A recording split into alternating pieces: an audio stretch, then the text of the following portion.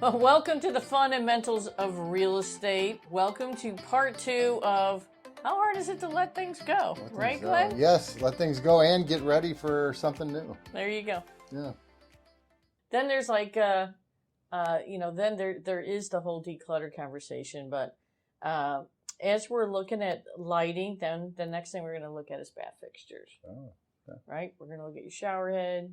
We're going to look at your faucets, and we're going to look at the color of them, right? Because some of them are really, really outdated styles, and you're like, oh, that's from the 80s, yay. And then it makes people feel like they have to gut the whole bathroom. But they don't have to. But they don't have to. No. So your job is to put a new light fixture in, put some new sconces in on the wall above the mirror, maybe put some new mirrors in. Right? Maybe update the vanity, because that's the cheapest thing to do. Mm-hmm. You can go to Lowe's or Home Depot and get nice vanities and just switch them out. You're not knocking down a wall or anything, right? That really brings a bathroom up. And then sometimes we have the shower doors replaced with frameless or at least a better color than maybe that they have, right? Maybe black. The rose gold is in. People are like, oh, it was gold back in. Actually, all kinds of different gold and brass are coming back in. The rose gold is the most popular, but I'm seeing just a lot of pure gold out there, fixtures coming back into the marketplace. So we're not doing a gut rehab. We're not doing a gut rehab, and sometimes just replacing little faucets, lighting, maybe a bath vanity, maybe a mirror or two. Definitely painting it as it goes a long way. If your caulk is all messed up, just re-caulking. Making sure the bottom of your shower, your master shower, is impeccably clean. And we have cleaning ladies that have lots of little tips on how to do that. If you've got a really stubborn one, they can make it look like it's brand new. That's the most important. If you're leaving the shower bases or the tubs that look like they're old, then people are going to feel like, I gotta gut it. So what you don't want people to do is see dollar signs when they walk in the front door. You don't want to see them, right? You're like, well, I don't want to replace it. I'm like, well, neither does the buyer walking through. They don't want to either, right? And so you don't want people to see dollar signs. What you want them to feel like is, I can move in and live here, and I can make little improvements as I go, right? So if you've already updated your kitchen and stuff, then yahoo, we don't even need to have that conversation, right? But there are small things like this that you can do. Lower levels. Let's at least, if it's not finished, let's get an area rug down there. Let's stage it like a family room. Let's show the possibilities. You got a ping pong table. Let's set it up, right? Outdoor living space. Oh my gosh, this is just huge. So this is a huge demand that's developed over the last, really 5 to 7 years. People like to hang out outside. Outdoor living space, right? If you have a really expensive home, let's just say you have something that's over $1 million. You probably already have something like a lanai. You already have like maybe an awesome stone patio or stone outdoor fire pit. But if you're under the $1 million mark, what you want to do is bring some of those elements to over the $1 million into your price point. If you can pick one of those elements. So whether it's like upscale furniture, outdoor patio furniture that makes it feel, gas fireplace. Outdoor fireplace, anything you can do to make it feel more expensive, right? And bring it up a notch, all the better. Window treatments are a big one too. So what is a window treatment? Window treatment, blinds, shears, curtains. I'm treating my windows well. Yes. How do I treat my windows? How do you treat your windows? Okay. My wife treats my windows well. Yeah. So window treatments are a big thing. Okay. Updating them or just taking down the drapes. Everything is shown today with really clean lines. And what we mean by that is very simple, very clean, less is better. Seems like we see more blinds and shutters than we do the drapes anymore. You hardly see the drapes anymore. You see a little bit of shears. The stagers will come in and bring in shears sometimes to kind of soften it up. So but the faux wood blinds are still more about the big stagers. You gotta we'll do that next episode. I've got a whole episode on staging. On this whole episode on staging because it's that much worth it. Cool. Right. So what am I doing? I got 2 choices on my house. So let's say I want to sell it, but I can't afford it. It's not right for me to move first. So I have to be living there while I'm selling my house. What advice do you have for me? Yeah. Okay. Well, same thing. We're going to go And I don't want to be there when people show up to tour it, right? No, you definitely don't want to be there. No. I want to be out, and I want to do all the things that you've said I could do.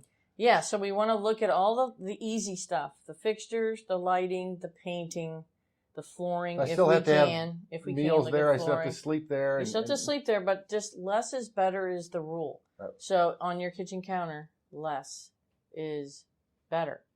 So you're not going to have the mixer, the toaster, the block of knives. You're not going to have the coffee pot and all the things.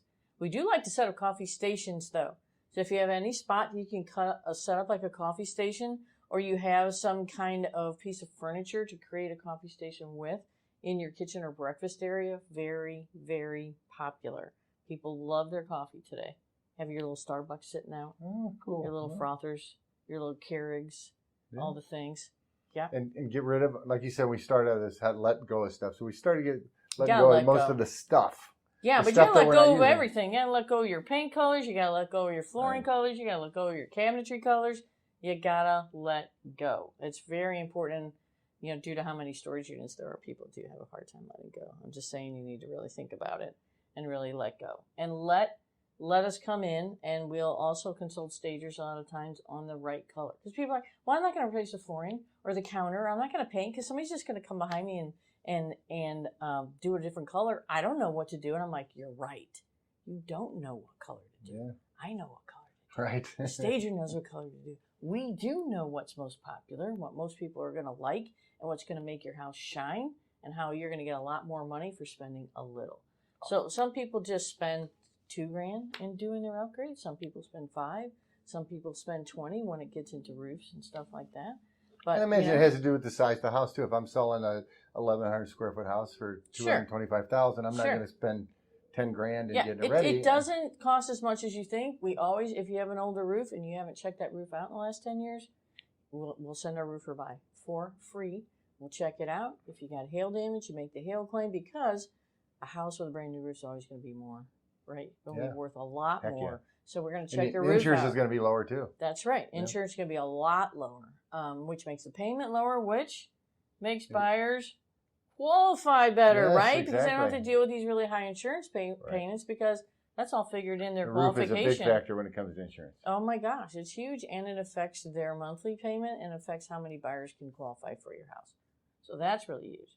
Roofs. Then we're going to look at furnaces and ACs. If you haven't had your AC checked out in a while and it is older, we need to have you have the Is it a good idea? I'm getting ready to sell my house. Do I want to go ahead and get my own inspection on it? You can. So do you recommend then? I do recommend you have a pre-inspect. You can have a simple walk and talk where the inspector just walks around and talks to you. What would that cost approximately? A regular just whole house is usually about $350, so a walk and talk's usually $100 off, a couple $100. Yeah. You have the guy walk around. It is in this day and age, it's really great to have, so that it makes buyers feel a lot more comfortable buying without an inspection because you already had one. Yeah, I think it made me more comfortable as a seller too, because I know I'm not going to get blindsided when my buyer does his inspection. That's one of the reasons you check out furnace, AC, and roof, because they're the three most expensive. Having a camera of the sewer lateral is another huge one, because it's just an unknown. So we have sewer laterals that are really bad, but the owner's never had a problem. Right. It's never backed up for them. But boy, I'll tell you, those buyers, they're definitely going to tell you that you need to do that. Right. Now, in unincorporated St. Louis County, it has a sewer lateral insurance program that you can tap into when it's outside your house. Okay. When it's underneath your floor, that's a whole other story, and we got to shop around and make sure that we get somebody who knows what they're doing there. But cammering the sewer lateral is huge. That's a big one. So I can just tell you, somebody doesn't deal with this. It is mind-boggling. There's so much information. And I think we go back to this theme of assembling this team to help you. Oh, yeah. You got to have somebody. That's why we have to be on the ground. We got to be there. We got to walk it through. Garage doors are huge, and front doors are huge. You'll be amazed at the return on investment in a front door and a garage door. We replaced our garage doors, but our openers were still good, so we didn't replace the whole thing. So if you've got uneven concrete, just making sure you patch them, making sure you're making that driveway look as good as possible. Why? Because you don't want buyers to see dollar signs when they look at your house. You want them to go, I can move in here. I'm going to have to move in here, and I'm going to have to spend a whole bunch of money. That's right. The money pit. And you know what most people say? When people say a house needs work, how much do you think they say? How much money do you think, on average, buyers say it takes when they walk into a house and feel like they have to upgrade it and gut it. $5,000. $100,000. Everything's $100,000. It's $100,000 worth of work. It's $100,000 worth. I kid you not. Wow. And it's because people don't know how much it costs because they don't do it every day. Right. How many houses are you going to own in your lifetime? 5, 7, 4 or 5, yeah. right? How many times are you actually going to gut a kitchen or actually going to re-floor your whole entire house in your lifetime? A few times? Twice, yeah. Yeah, for some of you it might be more, but on the average, really not many people do it. So people don't have a good idea number, so everything's $100,000. So that's what we want to avoid. We want to avoid people thinking it's $50,000 or $100,000. And we want to increase that buyer pool, more people. That's what increases because not everybody has the money to do that. A big portion of these buyers, right, they've got their money for the down payment. Right, and they don't mind dealing with things over time. They just don't want to have to spend it immediately when they Right. walk in. That's why these little things really can pay off in a house, really big time. So your garage floor, if you got a crack, it's uneven, you need to do something with that, right? Paint the floor, painting your garage floor, painting the floor in the storage room in the unfinished part of your basement goes a long way. Why? Feels clean. Yeah. Feels well maintained. Clean off the top of your furnace. Clean off the top of your water heater. Why? Feels clean. Feels well maintained. People don't like dirty houses because they feel like, oh, if they didn't even take care of that, they probably didn't take care of the house. That perception. And then they don't have any good feeling about it all. So it's all about the emotion. So all the little things we tell you to do are all about emotion. So that is just sort of a kind of a snippet of our initial walkthrough and helping you understand the emotional level that you're dealing with buyers and how colors play a huge, huge role. So next we're going to talk about the staging, which I'm dying to hear about. Next week we'll talk about staging. Perfect. All right. Till then, I'm Angela Dillmon here at Keller Williams Realty Chesterfield, 314-277-7713. And this is Glen Calvin. Yeah, Glen Calvin with Guild Mortgage, 314-249-6861. Yeah, give us a call and we'll walk through and let you know. And by the way, people do sometimes this like 2 years in advance, 3 years in advance, 4 years in advance. Why not? Yeah. They know they're going to move and their kids graduate. It's okay. We'll walk through early. We'll consult with you. Please don't do things that you don't need to do and do the things you need to do. Great advice. All right. Thanks. Till then.